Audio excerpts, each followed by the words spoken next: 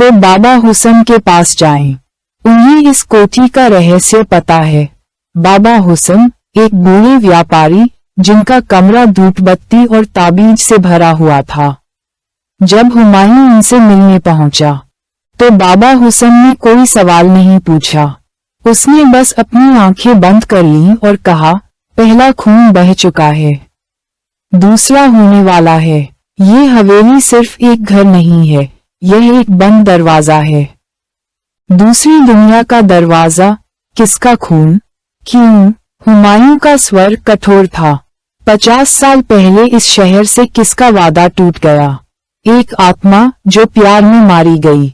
अब वह अपने वादे पूरे करेगी। एक एक करके। हुमायूं ने ये सब बकवास समझा, लेकिन जब अगली रात हवेली के तहखाने में काशिफ की लाश मिली, गर्दन मुड़ी हुई, आंखें खुली हुई और दीवार पर वही लिखा हुआ, दूसरा वादा भी पूरा हो गया।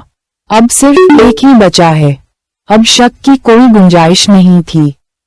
जो कुछ भी हो रहा था वह इस दुनिया से परे था।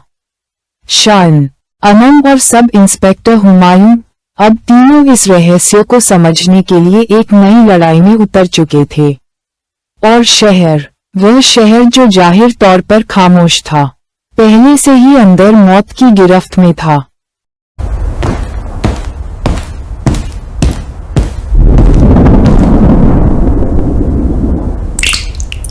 काशिफ की मौत ने सब कुछ बदल दिया था।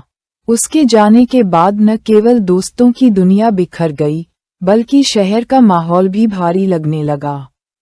हर जगह एक अदृश्य दबाव सा छा गया था, मानो कोई अदृश्य सांस हवा में घुल गई हो। शान की नींद टूट गई थी। हर रात उसे एक अनजान औरत का सपना आता, वही सफेद जोड़ा, वही काली आंखें और एक जलती हुई हंसी, जो हर बार उसके कानों के पास आकर खत्म हो जाती। अनम एकदम चुप हो गई थी। वह अब किसी से बात नहीं करती थी। कभी कभी शायन को ऐसा लगता कि वह किसी अनजान व्यक्ति से धीरे धीरे बात कर रही है, मानो कोई उसके अंदर बस गया हो। वह अपने आप से कुछ बुदबुदाती, लेकिन उसकी आवाज में एक अजीब सापन था। एक बार उसने शायन को देखा और कहा, तुमने भी अपना वादा तोड़ दिया, अब तुम्हारी बारी है। सब इंस्पेक्टर हुमायूं, जो पहले सिर्फ तर्क पर विश्वास करता था, अब बाबा हुस्साम की बातों पर विचार करने लगा। काशिफ की पोस्टमार्टम रिपोर्ट में कुछ अजीब लिखा था।